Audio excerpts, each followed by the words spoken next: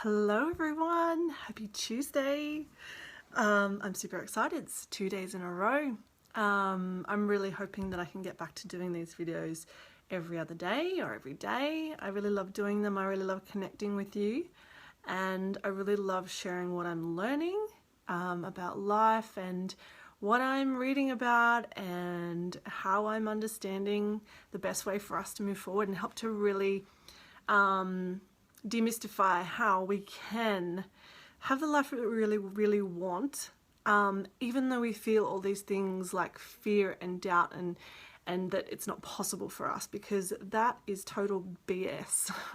And that is exactly what I want to help you with, and I'm helping myself with, and that I am coaching people with, is that our life is ours to create.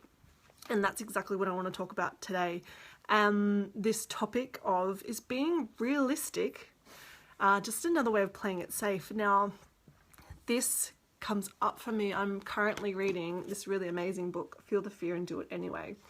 And there's a couple of things that she said in there that just really kind of hit me here and here. And one of the things that she said is, nothing is realistic or unrealistic. There is only what we think about a certain situation. And then that got me thinking, because she, in another chapter, she gave an example of like spending time with people who are positive and, you know, upgrading your tribe or upgrading the people that you spend the most time with. Because if you're hanging around negative people, we can't help but take that stuff on board, and we can't help but you know, feel helpless and stay in our fear and really just give up on the things that we have a burning desire to achieve and do and be and things like that. And she gave a beautiful example of how, you know, if you want to quit your job, or, you know, perhaps you want to go back to school, and having those supportive people around you who say, yes, it's a great idea, you know, you're going to really grow from this, and this is amazing, good on you for stepping out of your comfort zone and trying something like this, as opposed to someone who's like, oh, you know, that's a bit of a risk, why would you do that, you know, how are you going to support your family, blah, blah, blah. And I had a moment where I was like, I think I have been the realist or the negative person quite recently in my own life. And I sat and I thought about it. I was like, yep, I can remember an exact conversation I had with Ricky just last week, where I was listening to what he said, and then I stopped and I was like, yeah, but trying to really go, but yeah, let's be realistic here. And I've always thought that being realistic was something that was good for me, that I was always just a realist, you know. But what I am realizing now is that me being a realist, being realistic all the time, is really just me saying, being afraid. Really, bottom line, it's me being afraid. Me not believing that this could truly happen. Me not really having faith that things can be different.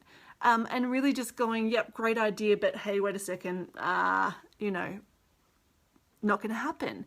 And this is a revelation for me. When I stop to think about how things have been lately, like I keep going on about this, but our last 6 months of our life have been, or 6 months for me, a year for Ricky, have been intense. And with the winter season opening our hotel in Japan, it was extremely intense and stressful, and a whole other myriad of emotions and experiences that were hard and difficult and awful and whatnot. But the thing that I've come out the other side, hi Sarah May, is that I've realized that from having this sort of singular focus of constantly having to do, what's not getting done, what are we, you know, still not able to achieve, focusing on this lack, it really, now that we're out the other side, I'm still in this frame of mind, and it's really kicked me back into a really negative way of thinking and being and living. So I realized the other day that, yeah, I'm using this being realistic tool to really just stay in this negative place and this place of fear. And when I sat and I realized the other day I had this conversation with Ricky, I was like, yeah, here's the polarity of Ricky versus me. Here I am saying things like, oh yeah, but this is a massive one. Like listening to him speak in a way that's just full of possibility and full of just being completely open to me going, yeah, but these things will need to happen for that to happen. And he'll shoots me this look like, why are you saying these things? And it comes back to that nothing is realistic or unrealistic. It is just what we think about the situation, and we create our own reality.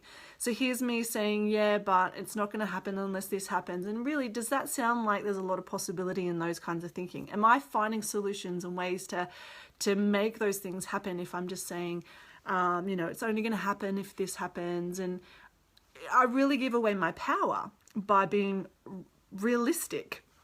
And then there's Ricky, on the other hand, who is constantly telling people, this is what I'm going to do, and this is what I'm going to have, and this is, these grand dreams, which sometimes people sit back and like, wow, that sounds amazing. And he believes it and talks about it and embodies it every time he meets someone, every time he speaks to someone. And then there's me going, oh yeah, but, and like trying to drag him back down. And that's wrong. It's not what's wrong. I guess it's wrong. It's me living in my fear and going, yeah, but how can you dream so big? How can you do that? So being a realist, being realistic is just another way of us playing it safe, staying small, living in our fear, being afraid of what it might mean to really believe in ourselves. He talks about his plans with, this will happen.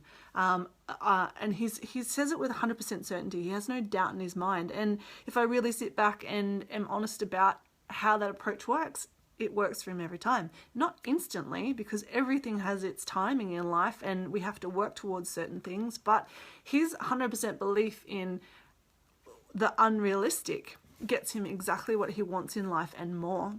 So I've just come to this realization that me being a realist and being realistic all the time is me just a way of letting my fear take over, letting myself be safe because it's comfortable down here, and being so bold to live in the future and be so certain about what we want scares me. So that's what I'm working on at the moment, is really going, you know what? Well, if I want things to be different, I need to let go of being realistic and playing it safe, because me constantly trying to drag Ricky down from his dreams isn't going to help him achieve them.